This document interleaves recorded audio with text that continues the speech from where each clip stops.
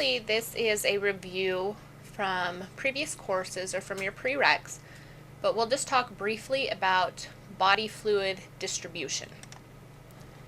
So in a healthy person, water volume remains relatively constant, and the person's weight varies by less than half a pound in any 24-hour period. And this is regardless of the amount of water ingested. So age, sex, and body fat all affect your total body water. Infants have the highest proportion, they're about 70 to 80%, and this decreases with age. So in people older than 60, water represents about 50%.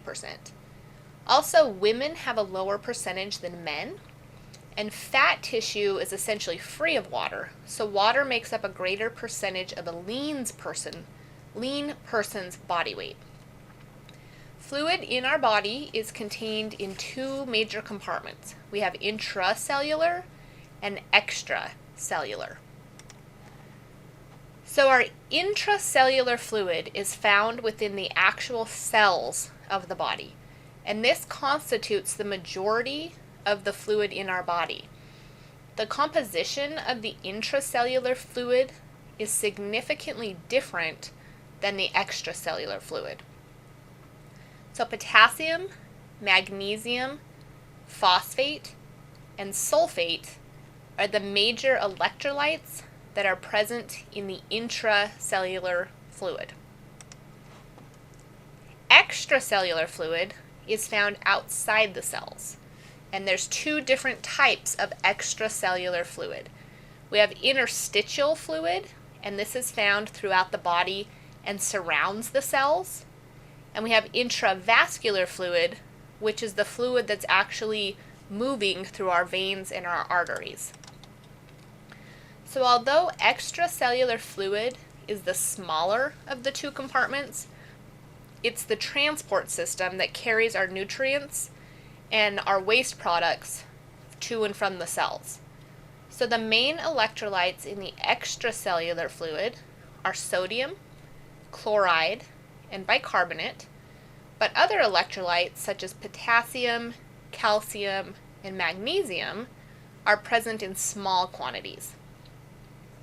So the plasma, which is the intravascular fluid, and the interstitial fluid, which is the fluid around the cells, they contain essentially the same electrolyte and solutes, with the exception of protein. So plasma, the intravascular fluid, is a protein-rich fluid, and it contains large amounts of albumin. So body fluid compartments are separated from one another by cell membranes and the capillary membrane.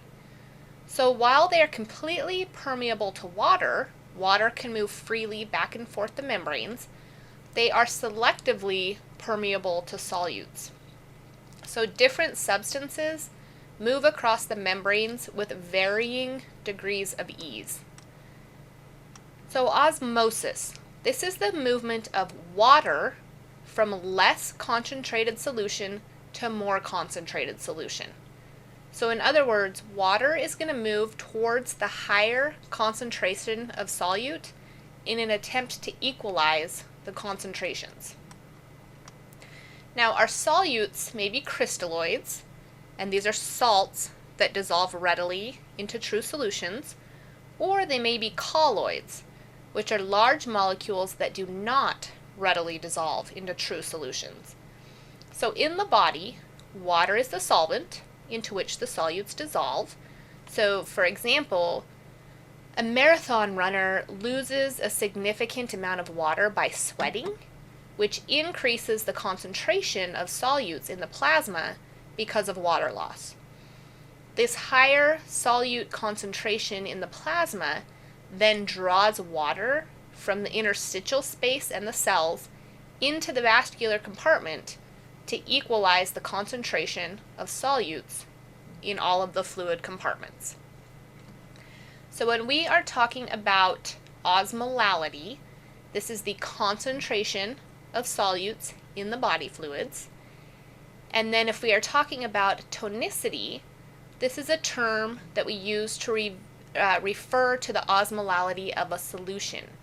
So an isotonic solution, which is our most common, our normal saline, this has the same osmolality as body fluids. So it is designed to mimic or act the same as body fluids.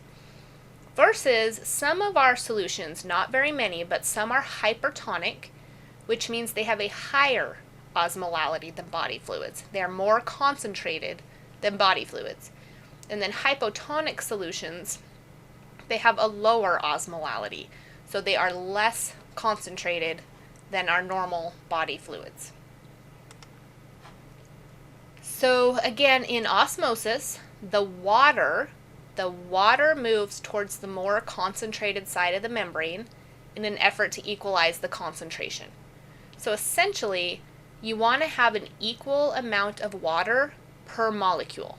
So you want each molecule to be bathed in an equal amount of water, and the water will move back and forth across the membrane in order to make that happen. So again, when we're talking about the tonicity of IV fluids, we refer to them as hypotonic, hypertonic, or isotonic. So this slide gives us a look at what is happening on a cellular level with osmosis. So if you look at that top example, what would happen when we infuse a hypotonic solution? So inside that circle is the cell. We would be infusing the solution into the space around the cell, which you can think of that whole box as your blood vessel. So that's a vein. We're going to put a hypotonic solution into the vein, which is going to be outside that cell. So what's going to happen? Extra fluid is going to flow into the cell to try to make sure each molecule is bathed in an equal amount of fluid. So that extra fluid is going to flow into the cell, and the cell is going to swell. What about that middle picture? So now we have a cell that is hypotonic. So the fluid around the cell is hypertonic to the cell. It's more concentrated than the cell. So if we infuse a hypertonic solution, which is what's shown in the picture, water is going to flow out of that cell. So water is going to leave the cell in order to try to get everything even, and that cell is going to shrink. Then if you look at the bottom picture, that solution is isotonic to the cell. So the concentration inside the cell is the same as outside the cell, so nothing's going to happen. There's not going to be any water movement because they're already equalized. So let's look at what happens when there's a difference in the tonicity of a solution between different body compartments. So think of that red dotted line as the outside of your blood vessel. So that is the walls of your vein. So if we have a less concentrated solution on one side, that excess water is going to flow into our vein until they're equalized. So water is always going to flow from the less concentrated solution to the more concentrated solution until they equalize. So just another picture to help you understand this.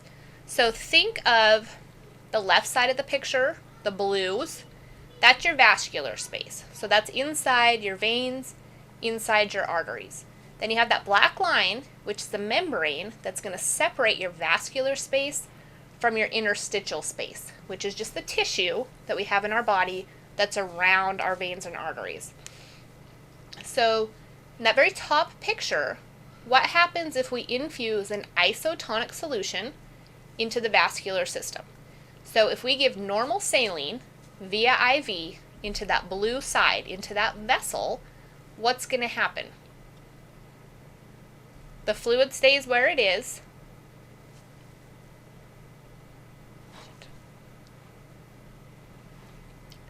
Okay, so what's going to happen? Let's look at that middle section where it says isotonic solution. What happens if we infuse an isotonic solution into the vascular system? So if we give normal saline via IV into that blue section, what's going to happen? Nothing, because our isotonic solution is the same concentration as what's already in that vessel and already in that interstitial space.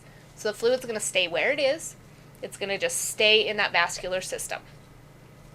If you look at the bottom of the picture, what if we infuse a hypertonic solution? So say that they were even, the vascular space and the interstitial space were even, but then we put a more concentrated solution into that vascular space.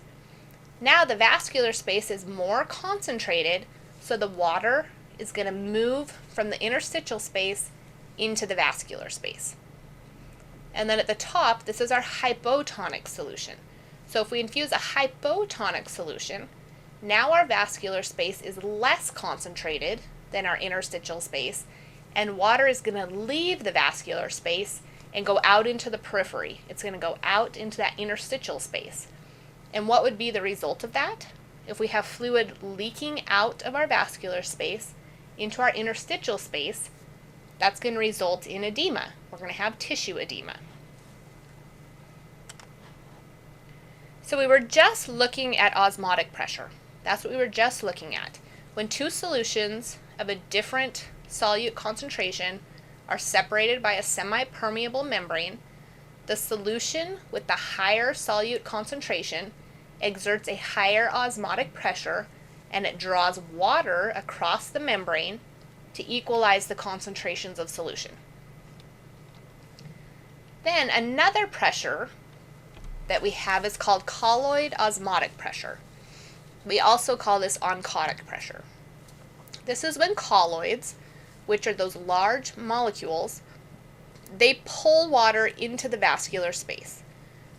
So colloids are too large to pass through the membrane and leave the blood vessels, so they're always found within our blood vessels, and they exert a drawing pressure, and they always draw water from the interstitial, the tissue space, into the vascular space.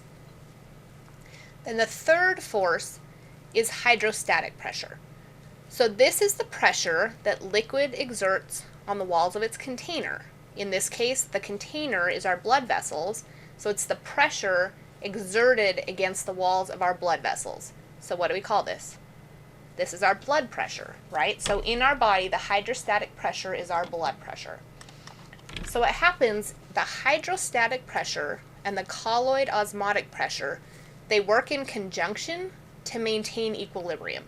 So the hydrostatic pressure pushes fluid out of the vascular space. So like down at the capillary membrane, it pushes the fluid out into the capillary space, and then the colloid pressure pulls it back in. The colloid osmotic pressure draws that fluid back in on the venous side. So here's just a little visual on how that colloid osmotic pressure works. We have these large molecules that cannot cross the semi-permeable membrane, so they draw water towards themselves. So the big molecules like to have fluid, and they pull extra fluid towards themselves. So here is what is happening in our capillary bed. So in our arteries, so we have the left side of the picture here, the red side. So in our arteries, blood pressure is forcing blood to move through the vessels. When you get down to the arterioles, hydrostatic pressure, so the force against the wall of the arterioles, is greater than the osmotic pressure. So fluid is forced out of the vascular space and into the interstitial fluid. Okay, so blood pressure at that point overcomes oncotic pressure. We push the fluid out into that capillary bed.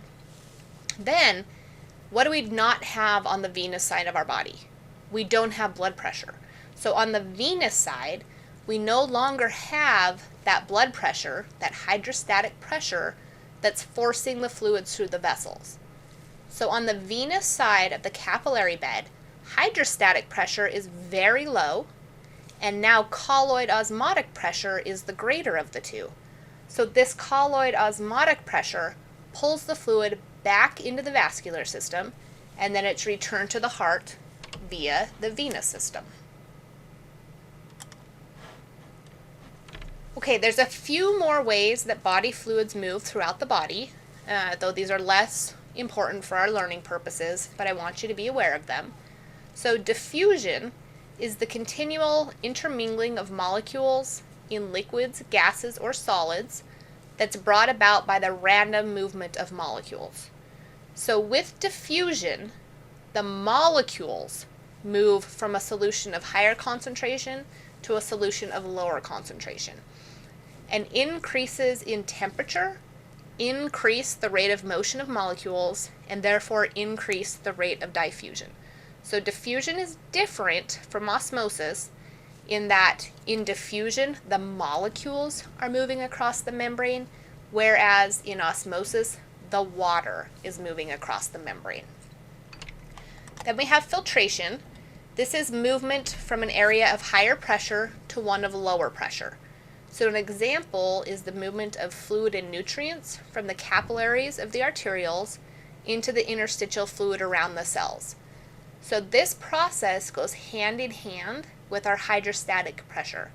So hydrostatic pressure is the force that actually pushes the fluid and nutrients out. The process of them moving is called filtration. And then we have active transport, which you guys should be very familiar with from A&P. So this is when a substance combines with a carrier on the outside surface of the cell membrane, and then together they move to the inside surface of the cell membrane. Then once inside, they separate, and the substance is released to the inside of the cell. So active transport is particularly important in maintaining the differences of sodium and potassium ion concentration of our extracellular and our intracellular fluid. So normally, sodium concentrations are higher in the extracellular fluid, and potassium concentrations are higher inside the cells. But to maintain these proportions, the active transport mechanism, which is called the sodium-potassium pump, is activated, which moves sodium from the cells and potassium into the cells. So this is just a quick visual of diffusion. So you can see that the molecules are moving from higher concentration to lower concentration. This is rather than water moving in the opposite direction, which would be osmosis. So the best example of this in the body is in the respiratory system, right? So gas exchange in the lungs is due to diffusion. So oxygen diffuses through the lungs and into the bloodstream, and then it's carried to the body tissues. And then carbon dioxide diffuses from the body tissues into the bloodstream, and then it's exhaled by the lungs.